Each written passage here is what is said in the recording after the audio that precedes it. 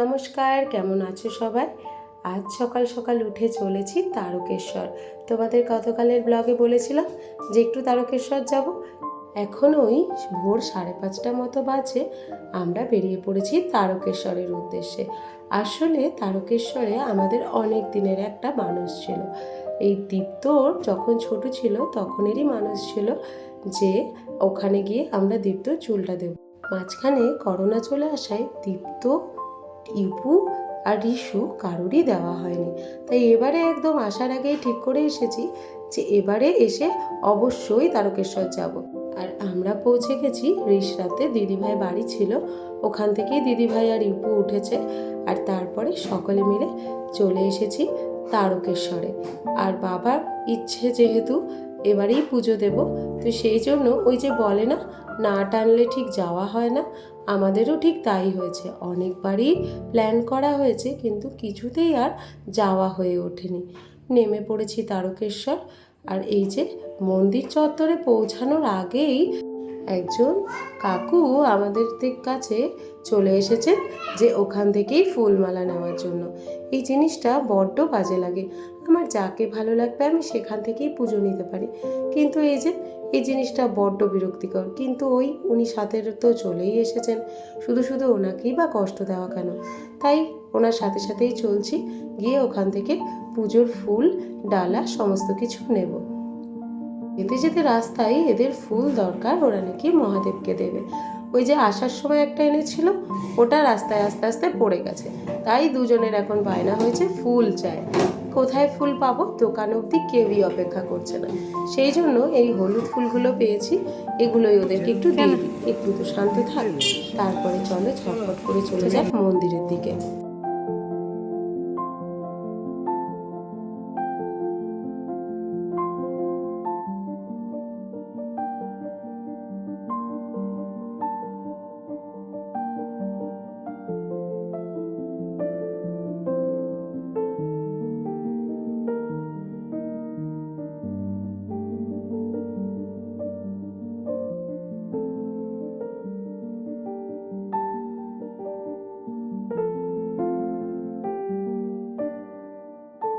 অনেকদিন পর ইচ্ছেটা পূর্ণ হচ্ছে দেখে নিজেদেরও ভীষণ ভালো লাগছে।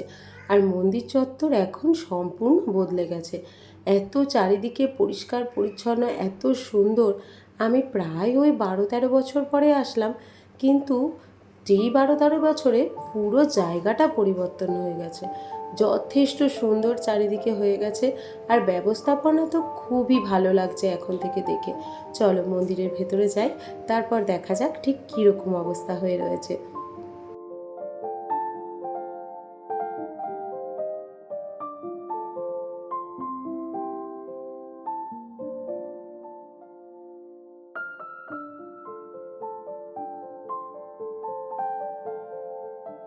সুন্দর হয়ে গেছে, এটা বিদ্যালয়।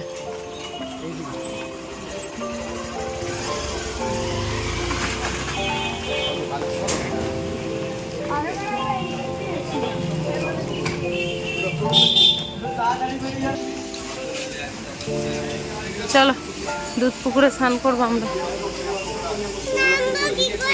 এইখান দিয়ে। আরো একটা গেট আছে স্নান করার পুকুরে।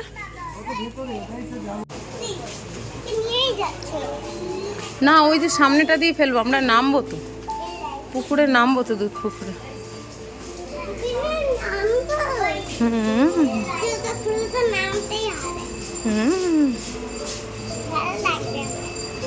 হ্যাঁ বলে হর হর মহাদেব, হর হর মহাদেব, হর হর মহাদেব।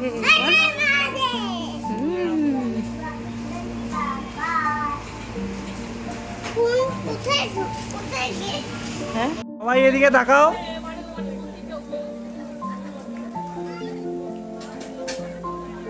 আমি, দিদিভাই আর মাসিমণি মিলে পুচকেগুলোকে স্নান করিয়ে নিয়েছে। আমরা স্নান বাড়ি থেকেই সেরে এসেছিলাম। আর তারপরে চলেছি বাবার মন্দিরের দিকে পুজো দেওয়ার জন্য। মন্দির চত্বরের ভেতরে ফোন অ্যালাউ নেই, তাই এটুখানি পর্যন্তই ভিডিও করতে পেরেছিলাম। আর বাবার দর্শন পেয়ে এত আনন্দ হচ্ছে যে এতদিন পর মনের ইচ্ছা পূর্ণ হলো।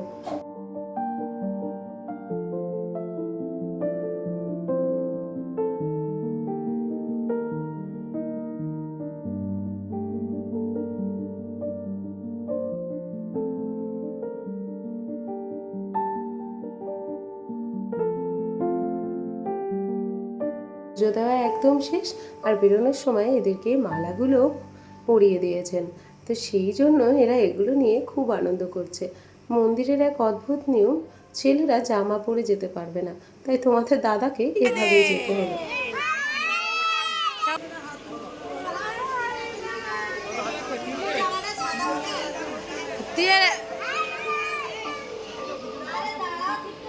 বলো দুজন নাচো নাচো নাচো নাচো, হর হর মহাদেব।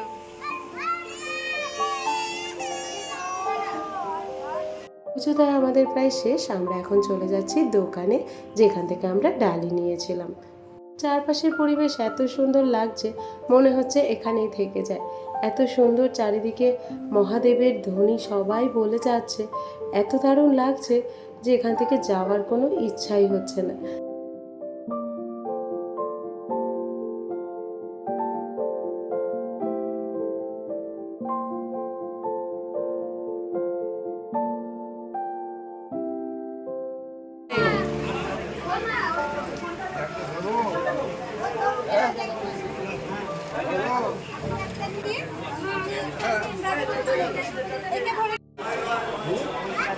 মোজাটা পরে হতো না।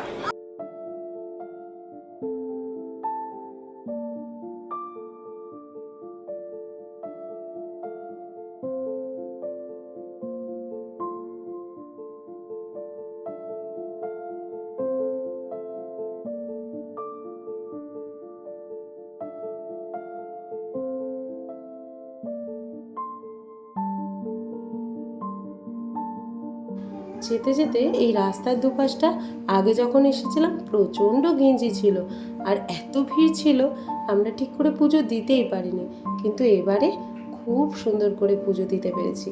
আসলে ওই মহাদেবকে বলেছিলাম, যদি তোমার ইচ্ছা হয় এবার তুমি কিন্তু আমাকে তোমার কাছে নিয়েই যেও।